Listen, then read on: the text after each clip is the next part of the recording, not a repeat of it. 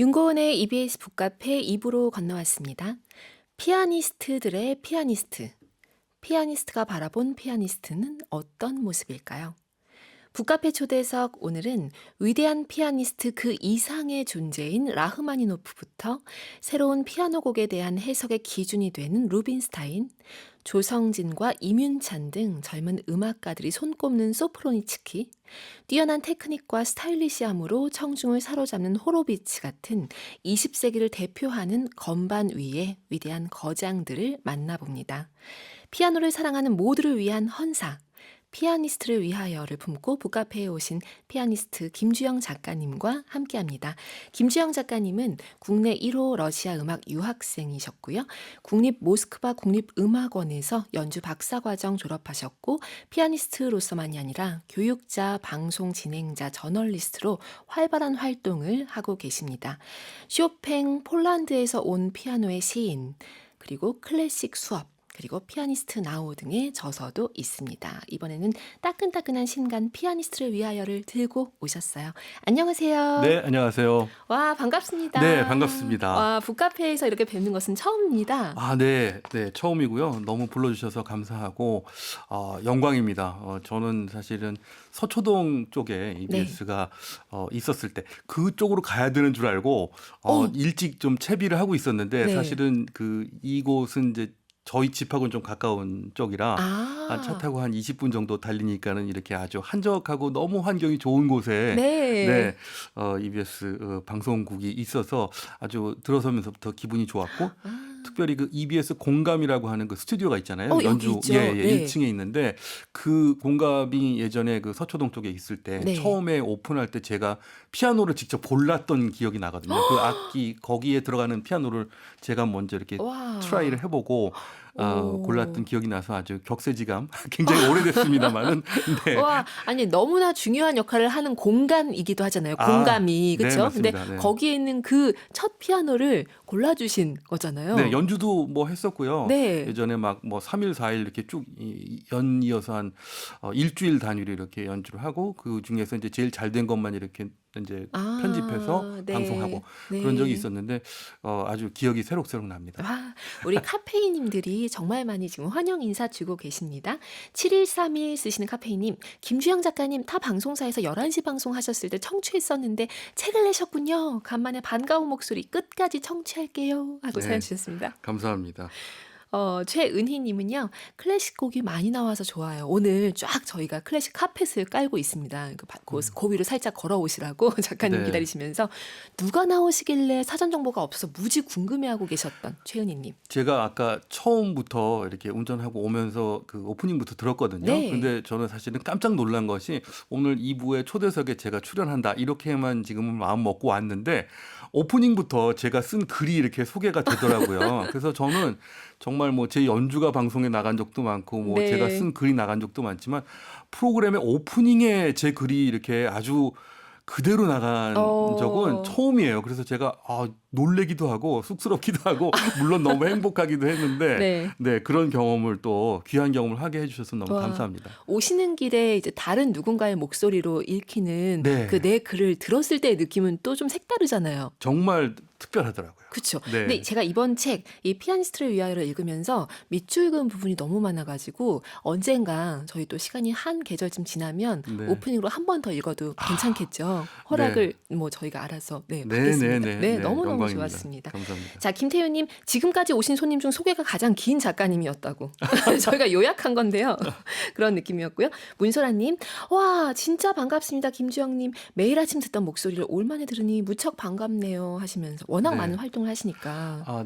그 KBS 음악실이라고 하는 프로그램을 진행했었는데요. 네. 한국 연주자들과 이제 인터뷰도 또 흥미롭게 많이 하고 소식도 많이 전하고 이런 프로그램이었고 물론 지금도 계속 진행이 되는 프로그램인데 네. 제가 3월까지 진행을 했었습니다. 그렇군요. 오늘은 또 북카페 초대석 작가님으로 오셨어요. 이 마음은 또 조금 새롭게 느껴지시죠? 저는 근데 사실 제가 이 공저 뭐 이런 것까지 합해서 6번째 책이긴 네. 한데요. 아직 뭐 작가라고 불릴 그런 건 아니고요. 무슨 소리세요? 아니 저는 진짜 아니고 네. 그냥 뭐 피아노 치는 사람인데 그냥 음. 잠깐 네. 뭐 글을 쓰는 것은 뭐 아무튼 또 다른 차원의 어. 문제이기도 하고요. 네. 이번 책에 보면 15명의 피아니스트 소개가 딱 이게 음악까지 나오는데 제가 여기 보니까 지금 떠오르는 게 미켈란젤리, 이 네. 아르투로 베네디티 미켈란젤리라는 사람이 막 자신의 이제 소개를 할 때 쭉 나열을 몇 개 한 다음에 어쩌면 피아니스트라고 네. 했고 네. 글렌 굴드도 여유 시간에 피아노를 연주하는 작가이자 방송인 이렇게 소개했는데 지금 작가님이 김주영 작가님이 아이 저는 뭐 하시면서 얘기하는 느낌도 좀 비슷한 느낌이에요. 아, 결국은 뭐 이런 거겠죠. 그렇게 그 불리우기를 좀 주저한다는 것은 네. 자신이 없기도 하고 또 더 잘하고 싶기도 하고 그런 아. 분야라서 그렇지 않을까 이렇게도 생각이 됩니다. 물론 피아니스트라고 하는 네. 그 호칭도 굉장히 뭐 쑥스러운 건 사실이고요. 네. 그렇군요. 소중히 여기시는 그런 마음인 것 같습니다. 안정숙님, 2017년 10월에 예술의 전당 리사이트홀에서 김주영님과 독주회 관람했습니다. 꼭 읽어주세요. 충주에서 황급히 올라갔어요. 감동 독주회. 아, 그때 당시에 충주에서 오신 분이 네, 예, 올려주셨네요. 진짜로. 오, 네, 정말 감사합니다. 꼭 읽어드려야 되는 그런 분이네요. 맞아요. 정말 감사합니다. 네. 아, 정말 팬이셨던 것 같습니다. 자, 피아니스트를 위하여 제가 얘기 드렸죠. 전설의 피아니스트들이 여기에 모였습니다.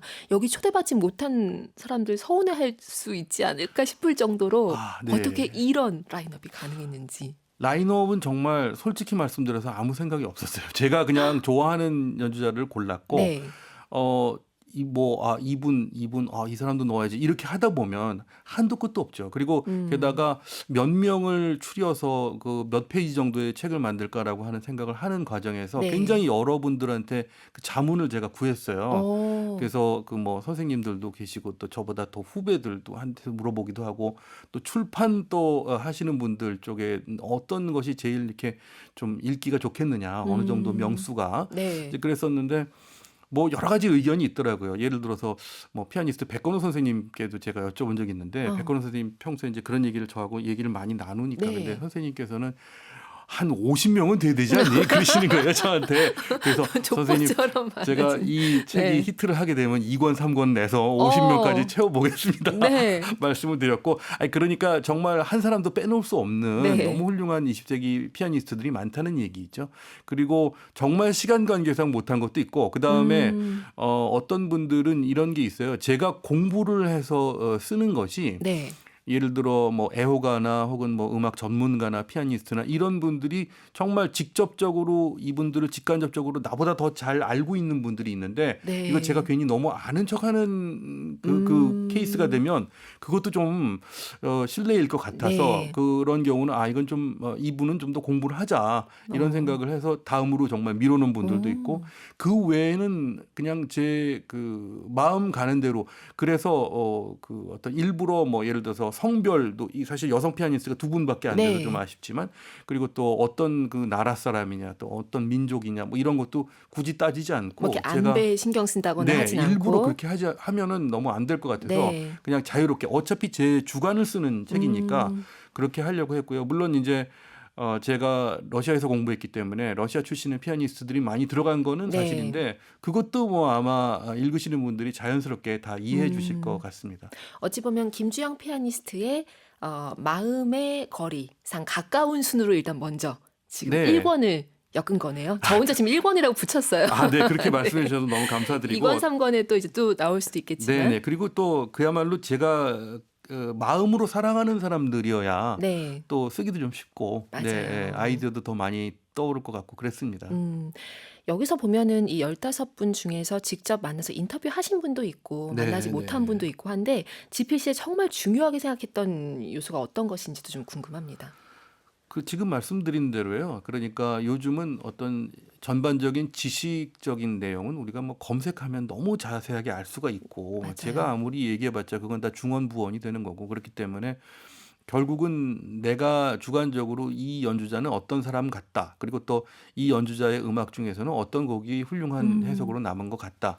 철저하게 저의 주관으로 제 시각으로. 네. 그러니까 그 시각이 100%다 마음에 들지 않는다 하더라도 어떤 피아니스트, 그 특정한 피아니스트 어떤 분에 대해서 관심을 가진 분이 있다면 그게 일종의 화두가 되는 거죠. 그러니까 그렇죠. 예를 들어서 나는 김주영 씨랑 생각이 다른데 어. 부터가 이 생각이 시작이 될 수도 네. 있잖아요. 그래서 흥미를 가지게 되고 음. 그 흥미나 호기심이 또 가지를 계속해서 뻗어나가게 되고 그렇다면은 그게 제일 좋은 결과라고 생각이 돼서 네. 그렇게 만들려고 노력을 했던 것 같습니다. 이게 무대에서도 그렇고 또 방송에서 책에서 여러 경로로 많은 사람들에게 음악을 전하고 계신 거잖아요. 클래식을 어렵게 생각하는 우리 카페인 분들이 있다면 네. 어떤 얘기를 해주고 싶으세요? 저는 사실은 저는 얼마 전까지도 이제 방송을 진행했으니까 제가 질문을 하는 입장이 많았잖아요. 네. 질문을 받는 입장보다도. 근데 가끔 이런 질문을 받게 되면은 스스로가 좀 속으로 웃을 때가 있어요. 무슨 음. 얘기냐면 대부분의 그 사람들이 클래식을 모르는 분들이 클래식 음악하면 좀 어렵다고 생각하는 분들이 계시잖아요. 이렇게 네. 얘기를 처음에 네, 시작하거든요. 네. 그런데 저는 사실은 굉장히 심플하고 단순하게 사는 사람인데 음. 나같이 단순한 사람이 왜 대부분의 사람들이 어렵다고 생각하는 분야를 하게 됐지 음. 이런 식의 생각이 들더라고요. 네. 뭐 일단은 저도 음악을 좋아서 시작을 한 사람이기 때문에 제 입장에서는 그렇게 뭐 어렵다, 접근하기 힘든 분야다 이렇게 생각은 저는 스스로는 물론 안 네. 하지만 결국은 예전에는 뭐 음악을 듣는 어떤 그런 감상을 하는 순서라든가 음. 혹은 장르 뭐 이렇게 쉽게 접근하는 방법이라든가 이런 루트가 있었어요. 네. 그리고 룰 같은 게 이렇게 암묵적으로 있었고 어. 그래서 그런 가이드북도 많았고 그랬었는데 요즘은 그런 거 없고요. 솔직히 그냥 뭐 휴대폰만 열면 언제든지 들을 수 있는 게 클래식 맞아요. 음악이고 뭐 비용도 들지 않고 그야말로 공짜로 감상할 수 있고 네. 그리고 뭐 그 외에 여러 가지 대중적인 매체에서 얼마든지 클래식 음악을 쓰고 있고 또 클래식 음악을 변형시켜서 우리가 음. 알지도 못하는 사이에 클래식 음악을 듣고 있고 이렇기 때문에 그냥 내가 좋아하는 음악을 그냥 잡아서 지금 방금 말씀드린 대로 호기심만 가지고 있으면 될 것 같아요. 네. 예를 들어서 이게 어떤 작곡가가 썼는데 그 작곡가와 같은 시대의 사람이 누가 있었을까? 혹은 뭐 내가 바이올린 곡이 좋은데 바이올린 곡도 아름다운 곡을 쓴 곡은 또 다른 작품은 어떤 게 있을까? 이런 식으로 해서 가지의 가지를 자기가 원하는 방향으로 뻗어나가기만 하면 네. 제가 보기에는 얼마든지 쉽게 음. 금방금방 그 감상의 근육이 늘어날 수 있을 거라고 감상 근육이 예, 늘어날 것이다. 생각합니다. 네. 피아니스트로서 이제 쓰고 싶던 피아니스트 이야기를 이렇게 책으로 엮으셨는데요. 김주영 피아니스트께서는 피아노를 보면 어떤 생각하시는지 피아노는 나에게 무엇이다. 피아노는 나에게 무엇이다. 생각을 안 해봤는데요. 네. 사실은 저는 이제 조금 다른 사람에 비해서는 피아노 전공을 하려고 마음을 먹은 게 조금 늦었어요. 네. 그런데 전공을 내가 해야 될까? 뭐 하지 말아야 될까? 뭐 이런 고민을 스스로 할 수 있는 나이가 됐을 때, 한 초등학교 6학년, 중학교 1학년 뭐 그 정도 나이가 네. 됐을 때 그냥 간단하게 하루 저녁만 생각했어요. 내 방에 지금 피아노가 놓여 있는데 내일 아침에 이 피아노가 없어지고 내 인생에서 피아노가 없어진다면 어떨까라고 생각을 해봤어요. 상상을. 오. 예. 근데 전혀 상상이 안 되더라고요. 네. 상상 자체가 안 되고 그냥 암흑처럼 그냥 벽에 막혀 있는 느낌. 그래서 그러면 이거는 안 되겠구나. 네. 김주영이 인생이 끝나는 거구나. 그래서 네. 그래서 하게 된 거고. 공기 같은 거네요. 네. 그리고 저는 뭐 피아니스트이기 이전에 이제 음악을 사랑하는 사람이고 음악가라고 불리는 걸 더 좋아하는데 네. 이제 그런 질문도 가끔 받아요. 왜 음악을 하게 됐습니까? 저는 간단해요. 그것도 역시. 뭐냐면 음악을 좋아하시는 분들, 음악 애호가 그리고 또 마니아들 같은 경우는 정말 음악가 이상으로 대단히 실력이 있고 지식이 많으신 분들이 계세요. 네. 정말 우리가 부끄러울 정도로. 그런데 그런 분들은 아무리 그렇다 하더라도 일단 자기 직업이 있으면 그 직업을 일을 하는 동안에는 음악하고 좀 떨어져 있어야 되잖아요. 그럼 뭐 몇 시간이건 하루에 몇 시간이건. 그쵸. 저는 그게 싫어서 한시도 떨어질 네, 수 없어요? 24시간 음악하고 같이 있고 싶어서 음악가가 됐어요. 다른 와. 이유는 없어요. 네. 예. 진짜 심플한 이유인데 너무나 이해가 됩니다. 네. 한시도 떨어질 수 없어. 네, 그것 때문에 음악가가 됐어요. 예. 와, 이 마음이 너무 좋고요. 이 마음이 책 안에 가득 담겨 있습니다. 그렇다면 이것도 궁금합니다. 내 인생에서 최초로 나를 사로잡은 피아니스트 누구인가? 이게 홀리는 그거는- 거구나 느끼게 네, 했던. 그거는 진짜 아마 거의 기억이 안 나는 것 같아요. 네. 네. 근데 이 책에 쓰여져 있지 않은 사람도 들도 있는데 네. 예, 뭐 왜 그러냐면 제가 피아니스트 나우라고 하는 책에서는 이제 현존하는 피아니스트들 얘기를 썼고 음. 그때에 나왔던 분 중에서는 뭐 그러니까 그래도 피아노 전공을 하게 되면서 공부 때문에 네. 그야말로 뭐 참고를 하기 위해서 열심히 들었던 피아니스트들이 내 인생의 최초는 아니라도 그분들이 제일 중요한 사람들이죠. 그래서 아. 뭐 블라디미르 아시케나지나 마우리치오 폴리니 얼마 전에 네. 작고하셨죠. 그리고 또 아주 특별한 피아니스트 바이센베르크 음. 예, 뭐 알렉시스 바이센베르크 같은 경우는 제가 정말 너무 좋아하는 차이콥스키의 피아노 협주곡 1번을 맨 처음 녹음으로 들은 연주자이기 때문에 음. 오래 기억이 남고요. 초등학교 한 3학년 때. 예. 저는 사실은 초등학교 때 피아노 곡뿐만이 아니라 클래식 네. 음악은 초등학교 때 아주 기본적인 곡은 소위 우리가 요즘 그런 표현을 잘 안 하는데 뛴다 그러죠. 그때 다 뛰었어요. 사실은 다 초등학교 떼었어. 예, 네. 6학년 정도까지. 예, 음. 그리고 제가 예술중학교, 예술고등학교를 가지 않았기 때문에 네.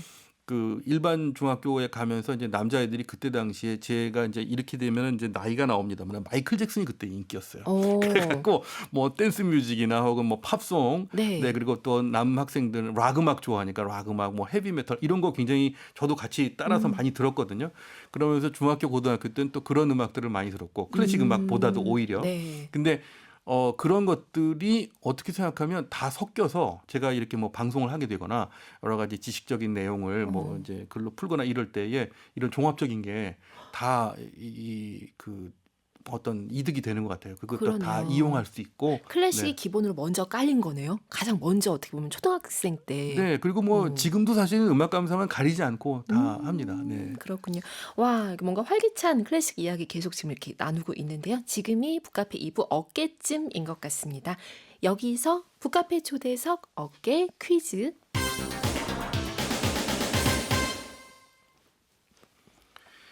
네, 어깨 퀴즈를 지금부터 드려야 되는데요. 오늘의 문제 말씀드리겠습니다. 이것은 누구에 대한 설명일까요? 아르투르 루빈스타인 피아니스트가 우리 피아니스트들은 그를 피아노의 절대 신이라고 생각한다 라고 말하기도 했습니다. 리스트와 함께 피아노계에서 최고의 업적을 이룩한 폴란드의 작곡가이자 피아니스트, 피아노의 시인이라고 불리는 이 인물은 누구일까요? 라고 하는 것이 오늘의 문제입니다. 네. 누구일까요? 저희 힌트 좀 주시죠. 근데 이게 너무 쉬워서요. 사실은 제가 네. 지금 힌트를 드리면 그 힌트가 더 어려울 수도 있는데, 어. 여성 소설가로도 많이 알려진 조르주 상드의 네. 한때의 연인이기도 했던 어. 분입니다. 네. 좋습니다. 자, 그러면 왠지 아실 수 있을 것 같아요, 카페인님들. 정답 아시면, 그리고 정답은 너무 이미 알고 있어서 저는 오답 보낼래요 하시면 정말 활발하게 응용한 오답도 저희 보내주시면 계속 같이 받도록 하겠습니다. 그리고 김주영 작가님께 드리고 싶은 얘기 있으면 사연으로 담아서 보내주세요. 문자 샵 1045 50원 100원 유료 문자 열려 있고요. 반디 앱도 열려 있습니다. 음악을 듣고 갈게요. 첫 번째 추천곡 어떤 거 가지고 오셨을까요? 네, 저희 이번 책의 맨 마지막에 나오는 인물이죠. 글렌 구울드, 캐나다 출신의 정말 천재이자 기인이었던 사람이잖아요. 네. 예, 그의 연주는 모두 다 굉장히 개성이 아주 많은데요. 바흐의 뭐 요한 세바스티안 바흐의 최고 권위자이기도 했고 그의 시그너처 같은 그런 곡이에요. 골드베르크 변주곡 그 중에서 너무 많이 알려진 아리아 그러니까 주제 부분을 감상하시겠습니다. 네, 듣고 오겠습니다. 윤고은의 EBS 북카페와 함께하고 계십니다. 오늘은 피아니스트를 위하여를 품고 오신 피아니스트 김주영 작가님과 함께하고 있고요. 잠시 전에 피아노의 시인, 이 사람 누굴까요? 하시면서 긴 문제와 힌트까지 더해 주셔서 어깨 퀴즈를 내주셨는데 많은 카페인님들 지금 정답 혹은 오답 보내고 계십니다. 제가 살짝 읽어드릴 테니까 혹시 좀 눈에 들어오는 게 네. 있으면 얘기해 주세요. 이동일님, 쇼핑 아닐까요? 라고 하셨고요. 이분의 그 철자를 그대로 읽으면 이렇게도 네. 읽을 수가 오. 있을 것 같네요. 근데 이게 네. 정답인지 오답인지 아직 확실치 않다라는 얘기신 건가요? 네. 자, 그러면 7379 쓰신 카페인님.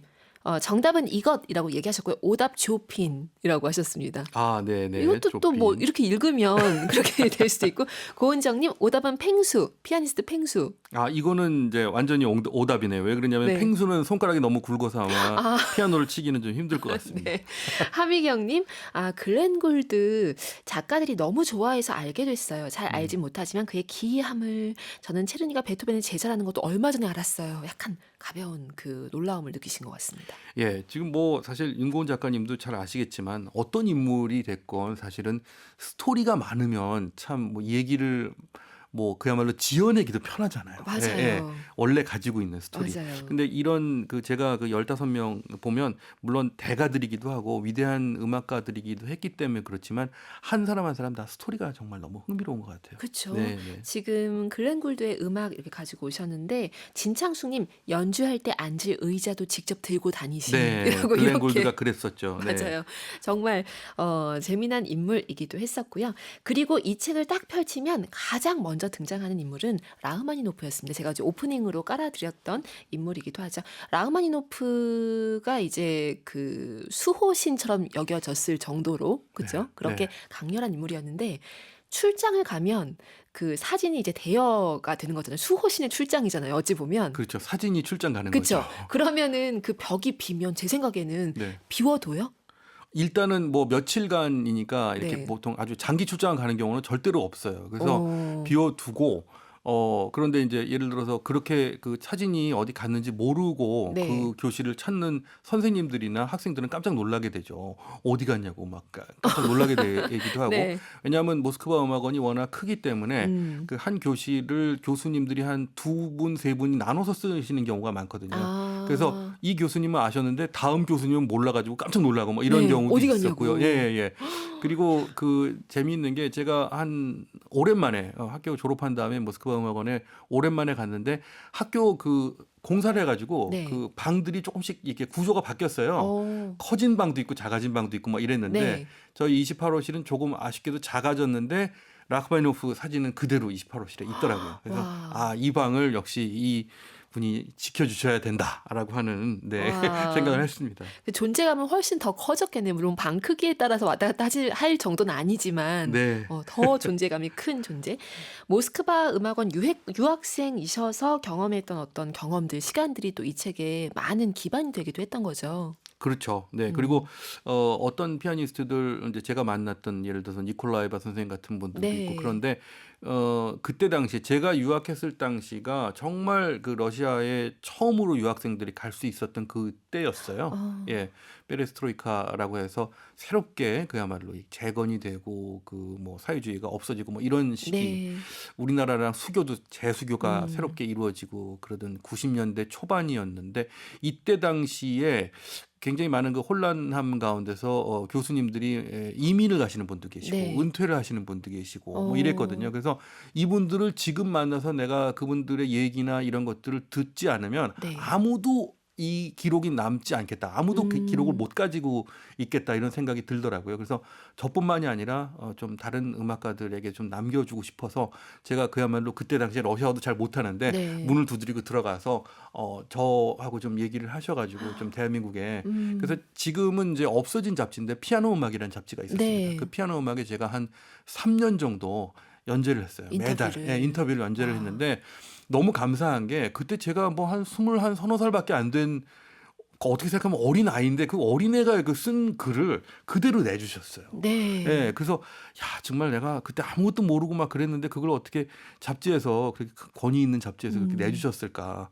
저는 진짜 그거 자체도 굉장히 고맙게 지금도 스스로도 또 행운이라고 생각을 하고 있습니다. 그럼 만남도 행운이지만. 네. 그러네요.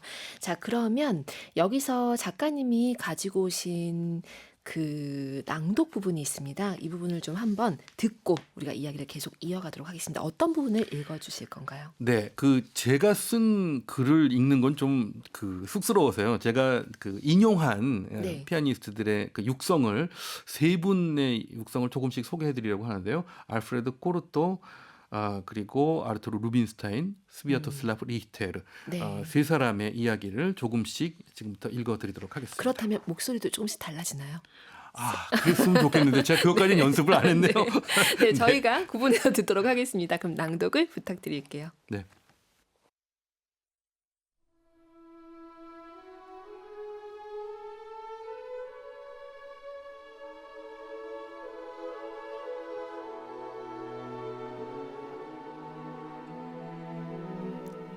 자신이 만든 세계 안에서 살았던 쇼팽, 환영 속에서의 삶이 유일한 것이었던 쇼팽, 자신의 천재성을 쏟아냄으로써 헤아릴 수 없는 인류의 꿈과 향수의 영원성을 부여했던 쇼팽을 우리는 소중히 여겨야 할 것이다. 소위 커너셔, 전문가라는 사람들을 좋아하지 않습니다. 연주의 본질은 무대에서 최선을 다하고 있는 연주자의 감성과 청중의 감성이 만나 결코 말로 표현할 수 없는 그 무언가를 나누는 데 있죠. 그런데 커너셔들은 그 본질을 거부하고 다른 자세를 취합니다. 그들은 오늘의 연주자가 몇 살이고 어디 출신이며 어떤 곡 어느 대목에서 얼마나 빠르게 그리고 크게 연주했는지 등등을 판단하죠. 그건 음악을 받아들이는 옳은 방법이 아닙니다. 음악 활동과 관련된 모든 계획을 싫어한다. 준비된 작품이 있으면 장소는 아무 데라도 상관없다. 학교, 교회, 극장 어느 곳이나 괜찮다. 무상으로 해야 된다고 해도 상관없다. 홍보도 필요 없는 것이 작은 마을일수록 입소문은 매우 빠르게 퍼진다. 내가 좋아하는 방법은 이런 것이다. 어떤 나라에 도착하면 나는 지도를 펼쳐놓고 나에게 뭔가 연상시키거나 호기심을 불러일으키는 장소를 흥행사들에게 가리킨다. 가능하면 내가 아직 못 가본 곳으로. 그리고 우리는 차를 타고 떠난다. 피아노를 실은 차도 우리 뒤를 따른다. 우리는 마치 역병을 피하듯 고속도로를 피해서 이동한다. 이렇게 만들어진 음악회에는 적어도 한 가지 장점이 있다. 사람들이 거기 오는 것은 속물근성 때문이 아니라 음악을 듣기 위해서라는 점이다.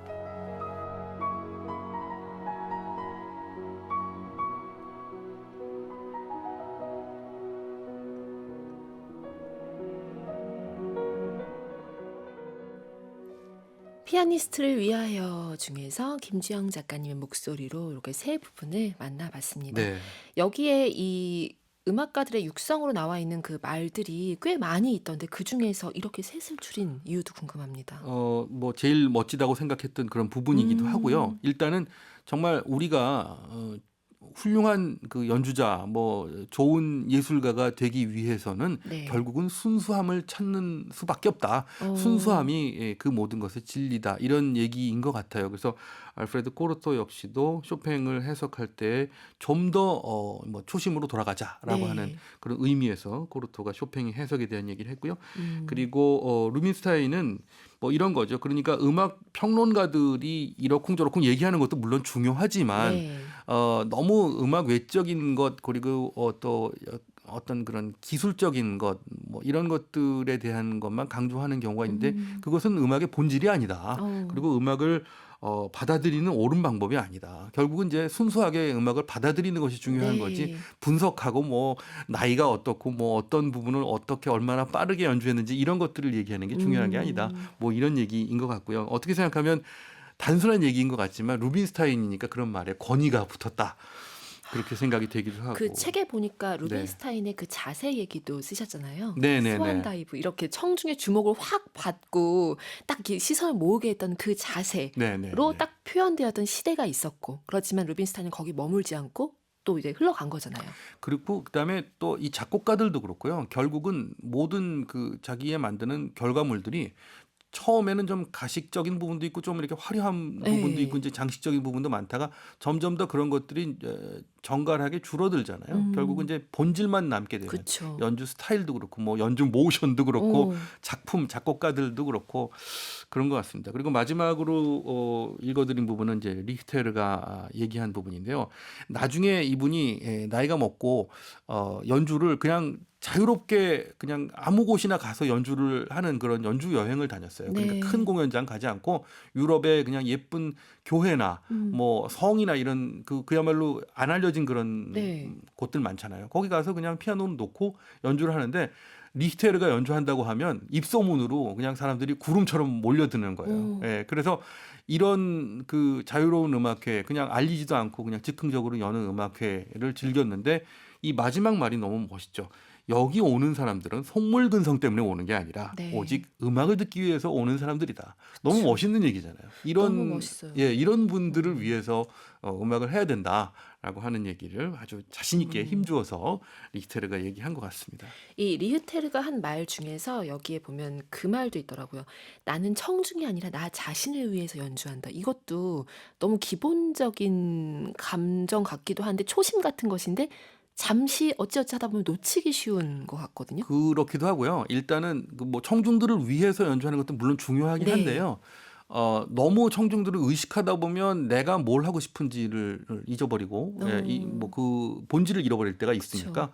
그런 것에 대한 어떤 중요함 이런 것들은 뭐 저도 뭐 피아노 선생님으로서 학생들에게 강조하는 부분이고 음. 중요한 부분입니다. 그렇군요. 그리고 맨 앞에 읽어주셨던 그 알프레드 코르토 같은 경우는 책에 보니까 그 미스터치 이제 쇼핑의 그 쇼핑이래요. 저도 쇼팽의 곡 중에서 이제 좀 비교적 쉽다고 표현되는 왈츠 같은 걸 연주할 때도 미스터치가 있다. 근데 네. 그것에 대한 그 얘기들이 또 흥미롭더라고요. 이 또한 기교나 이런 거에 갇히지 말라는 얘기잖아요. 그렇죠. 예, 물론 뭐 미스터치가 없는 편이 더 좋겠지만, 네. 네, 워낙 코르토는 굉장히 그 연습 시간이 부족한 너무너무 바쁜 일생 동안 살았고, 음, 그리고 일단 그 뭐 미스터치나 뭐 이런 부분적인 잔실수 같은 것들이 중요하다고 생각을 안 했던 것 같고, 근데 어, 연주자가요, 네. 그렇게 마음을 먹으면 실제로 듣는 사람도 그렇게 듣게 돼 있어요. 그러니까 어, 실수할까봐 막 걱정하고 막 그러다가 실수가 나오면 그 듣는 사람도 굉장히 그거에 그 금방 놀래거든요. 이렇게 네. 많이 의식을 하게 되고. 근데 아, 연주하는 사람이 그것에 대해서 대범하면 듣는 사람도 그냥 아무렇지도 않게 넘어갈 수 있고 그게 음, 굉장히 그 어떻게 생각하면 연주에 있어서 그 굉장히 마법과 같은 부분이에요. 예를 들어서 내가 아, 큰 소리를 내려고 힘을 네. 줘서 꽝 치는데 내가 그 소리가 얼만큼 큰지 컨트롤을 귀로 하지 않으면 네. 청중들이 못 들어요. 너무 신기해요. 네, 와, 그럼 그렇게 돼 있어요. 김주영 피아니스트는 어떤 편이세요? 지금 얘기를 하셨는데 네. 뭐 이런 잔실수나 이런 거에 대해서 내가 어떻게 좀 나는 대범하게 생각한다라고 생각하시고 이걸 청중에게 전달하시는 편인지 아니면 아 그보다는 완벽 이거에 좀 실수를 용납하지 않으시는 편인지 갑자기 궁금해졌습니다. 이런 얘기 좀 말씀드려도 될지 모르겠는데 이 연주자들은 일단은 중요한 건 뭐 사람이니까 어떤 네, 사람 어떤 완벽한 사람도 실수를 하게 돼 있어요. 그렇죠. 실수를 안 할 수 없어요, 사람은. 근데 그 이후의 상황이 중요한 거거든요. 실수 어차피 이후에 시간은 계속해서 흘러가는 거니까 네, 그 이후에 내가 그야말로 흔들려서 그야말로 전체적으로 다 흔들려서 연주를 전체적으로 망치느냐 아니면 음, 뭐 무슨 상관이 있어? 뭐 이런 식으로 생각해서 오, 그냥 또 내가 원하고자 하는 얘기를 그야말로 흔들리지 않고 하느냐. 뭐 네, 이런 게 이제 결국은 실력이고요. 그쵸. 그래서 한 번 실수를 하게 되면 제가 이제 제 동료하고 그런 얘기를 할 때가 있었는데 요령을 제 동료한테 들었어요. 한 번 틀렸는데 이거는 사람들이 못 들었을 거야. 이렇게 생각하고 두 번 어, 실수했을 때도 네, 이것도 못 들었을 거야. 그래서 제가 한 다섯 네, 번 정도 실수하면 어, 한 두 번이나 세 번 정도만 들었을 거야. 사람들이 이렇게 생각을 하면 네, 안 흔들리고 갈 수 있다고. 예, 물론 뭐 실수를 안 하는 쪽이 네. 좋겠죠. 계속해서 그것을 위해서 이제 노력하고 연습하고 어. 그러는 삶입니다. 그런데 이 예술에서도 결과도 중요하지만 이 과정, 지금 이게 연주자가 마음 먹는 과정 이런 것들을 지금 이렇게 들려주시는 게 이 또한 너무나 매력적인 거 이게 또 예술 아닌가라는 생각이 들기도 해서 재밌네요. 그리고 또 악기 연주하는 사람들이 대부분 그런데 성악은 이제 자기 몸이 악기니까요. 그리고 네. 악기를 들고 다닐 수 있는 사람들이 많은데 피아니스트들은 그게 참 부러워요. 피아노는 악기를 들고 다닐 수가 없기 때문에 그렇죠. 어디 여행을 가거나 이럴 때에 피아노가 어디 있는지부터 본능적으로 찾아요. 그러니까 예를 들어서 아, 어디를 뭐 여름 휴가다. 그러면 네. 내가 연습을 안 해도 되는 며칠인데도 불구하고 어디 피아노가 있지? 이거부터 약간 강박관념처럼 불안할 되어 것 있어요. 같아요. 네네. 네. 그래서 제가 그 피아노 다리하고 내 음. 다리하고 고무줄로 묶여 있다고 학생들한테 항상 얘기합니다. 아, 고무줄이니까 멀리는 갈 수 있는데 고무줄이니까 언젠가는 와야 돼요. 네, 아, 그래서 항상 그런 부분이 이제 피아니스트에게 있어서는 약간 직업병 뭐 이런 거일 수도 있고요. 그러네요. 네, 자, 여기서 그러면 우리 가지고 오신 음악 한 곡 더 듣고 가겠습니다. 네, 그 잘 안 알려진 작곡가고 곡이라서 아마 좀 생소하실 수도 있는데 듣자마자 반하실 겁니다. 스페인 정확하게 말씀드리자면 이제 그 카탈루냐 지방의 네. 작곡가인 페데리코 몬포우 작곡의 송앤댄스 노래와 춤 시리즈인데 이게 모두 한 15곡 정도 나와 있는데요. 그중에서 8번 감상하시겠습니다. 이 노래는 이 카탈루냐 지방의 어떤 민요를 가지고 이렇게 소재로 사용했거든요. 근데 정말 아름답습니다. 한번 들어보시기 바랍니다. 책에 소개된 피아니스트 알리시아 데 라로차의 연주로 들으시겠습니다. 네, 듣고 올게요.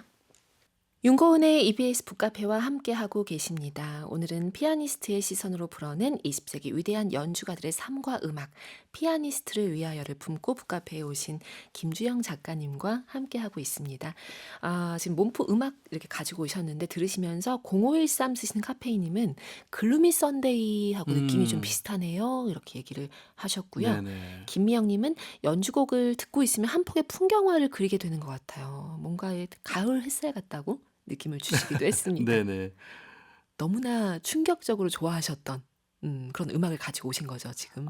네. 그리고 또 잘 안 알려져 있지만 꼭 음, 한번 네. 들려드렸으면 하는 그런 곡들로 준비했습니다. 네. 네. 저희는 음악이 나가는 사이에 작가님과 북카페 에디션 상의를 살짝 해봤습니다. 지금 안 그래도 궁금해하시는 카페인 분들이 네네. 많으셨거든요. 북카페 에디션 지금 무수히 연습하고 그리셔야 되는 것이 아닌가라고 약간 고민을 하셨는데 우리는 그냥 즉흥입니다. 즉흥. 어떤 네. 것을 그려주실지. 이거는 뭐 그림이라고 얘기할 수 없고요. 선이 2개고 선이 그다음에 2개고 선이 2개고 숫자가 10개가 들어갑니다. 숫자 예, 10개? 숫자 10개. 네. 그래서 어떤 거냐면요. 선을 약간 그 뭐죠? 그 앵그리 버드인가요? 네네. 눈썹 약간 올라간 어, 그 방향으로 이렇게 선을 2개를 그릴 거고요. 네. 거기에다가 1, 2, 3, 4, 5라고 할 겁니다. 이게 어, 뭐냐면 피아니스트가 건반 위에서 이렇게 잡는 그 피아노 손 모양의 기본이에요. 그런데 네. 보통 우리는 이렇게 차렷 자세를 하거나 이럴 때에 이렇게 하지는 않잖아요. 이렇게 하죠. 그쵸. 카메라에 이제 보이실지 모르겠는데 네. 이렇게 되는데 음. 이 상태에서 피아노 건반을 이렇게 올리게 되면 이거는 좋은 소리가 나질 않아요. 그래서 약간 바깥쪽으로 이렇게 해야 됩니다. 예. 이게 그 피아노 치지 않는 사람들이 사실 할 일이 거의 없는 예. 자세. 그게 그래서 처음에 피아노를 배우는 사람들이 이걸 좀 힘들어해요. 약간 그러니까 많이 꺾어야 된다고 생각하는데 많이 꺾을 필요는 없고 약간만 해서 이 손바닥의 면과 건반의 면이 평행이 되면 되거든요. 그러면 약간 그렇게 되려면 약간 바깥쪽으로 이렇게 열듯이. 열듯이 해줘야 되거든요. 그 모양을 하고 그리고 그다음에 1, 2, 3, 4, 5는 1, 2, 3, 4, 5번 손가락이죠. 네. 와. 그렇게 그려 볼까? 이거 뭐 제가 그림을 절대 못 그리기 때문에 그 정도로만 네. 표시를 해드리겠습니다. 그럼 그것을 뭐라고 불러요? 피아니스트의 기본 손 자세? 네, 기본 자세? 네, 기본 손 모양, 기본 손 모양. 손 모양. 네. 네. 오늘은 그것이 북카페 에디션이 됩니다. 이 책에 보면 정말 개성 만점의 피아니스트들이 많습니다. 성실의 아이콘인 피아니스트도 있고 별로 연습보다는 약간 즉흥적인 느낌이 드는 분도 있었는데 예를 들면 바크하우스, 네. 루빈스타인 한번 얘기를 해볼까요? 바카우스 같은 경우에는 물론 루빈스타인도 그랬지만 평생 그야말로 아주 장수하면서 피아노를 사랑했던 사람이고 특히 바카우스는 전혀 뭐 학생들을 가르친 경력도 거의 없고요. 네.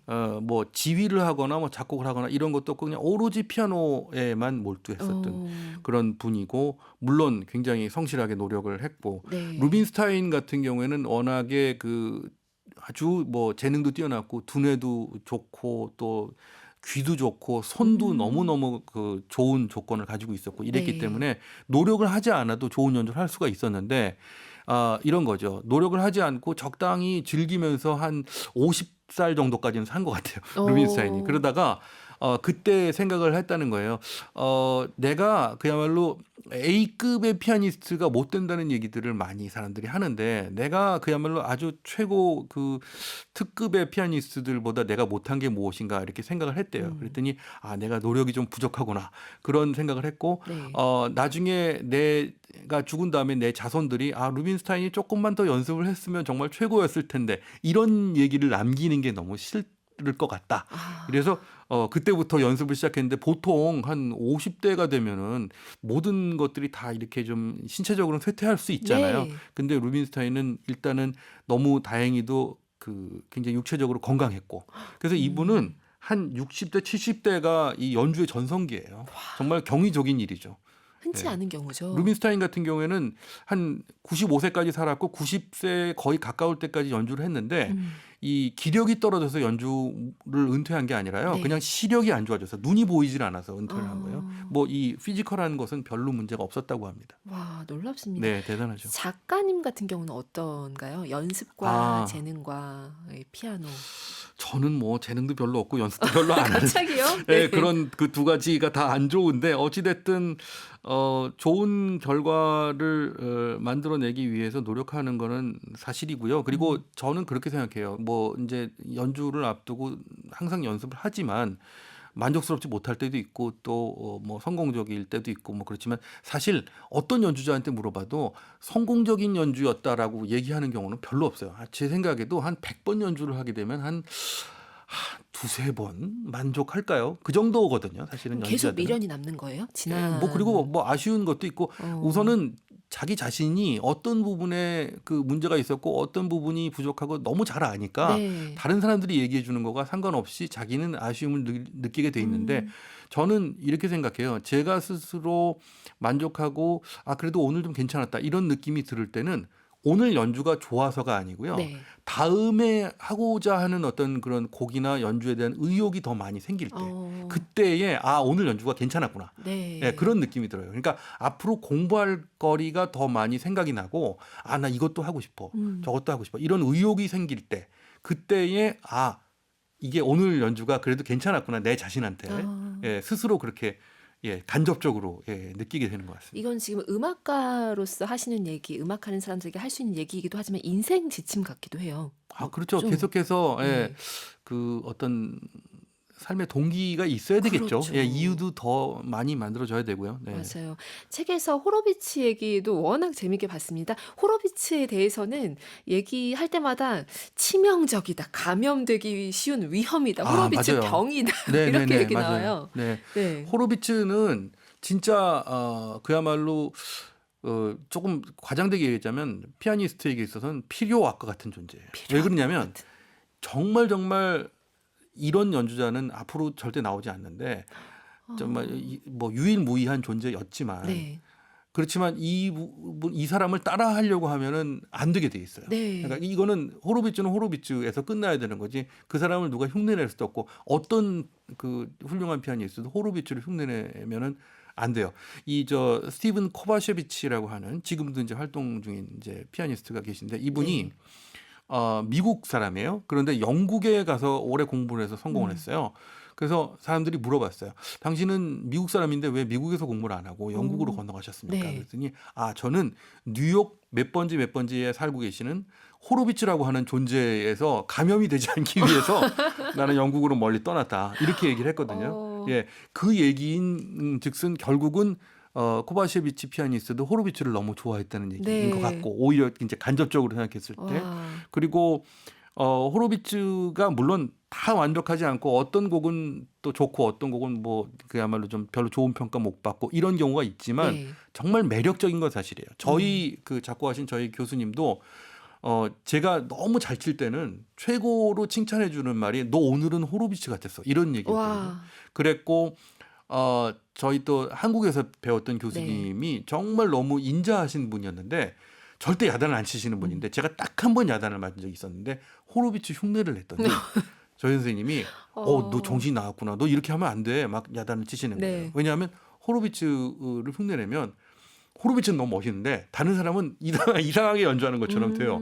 그래서 일단 뭐 해석도 그렇고 뭐 손 모양도 그렇고 모범적인 것은 하나도 없지만 너무 치명적인 중독성이 있다. 네. 그리고 뭐 호로비츠의 연주를 지금까지 들으시는 분들 다 그렇게 느끼실 거고 지금도 저는 들으면 너무너무 좋죠. 호로비츠 연주는 정말 너무 훌륭한데 따라해서는 안 되는. 섣불리 따라하지 마라. 그리고 호로비츠는 연습도 많이 안 했던 사람이거든요. 타고났네요. 네, 그쵸? 정말. 그런데 리히테르 같은 사람은 연습을 많이 하는 네. 사람인데 그래서 비교를 해요. 사람들이 뭐라고 하냐면 호르비츠처럼 되려면 리히테르처럼 연습해야 된다. 아. 그런 말도 네, 있죠. 네. 호로비츠는 근데 그렇게 완벽에 가까운 연주를 하는 사람임에도 불구하고 여기에 이제 나와 있는 그 무대 뒤의 모습들이 또 너무 재밌는 거예요. 네, 아니 막 네. 그 잦은 취소도 하고 은퇴 선언도 하고 그리고 연주 직전에 우시기도 하시고 그러니까 저기 그 네, 지하철 깜짝 사람 많을 놀랐어요. 때 네. 사람 많을 때 이 푸시맨이라고 하는 거 있잖아요. 네. 지하철 사람 밀어넣는 거. 네. 이 무대로 밀어넣는 사람이 있었다는 얘기도 있어요. 그렇게 정말 어. 정말 공포스러워가지고 안 나가겠다고.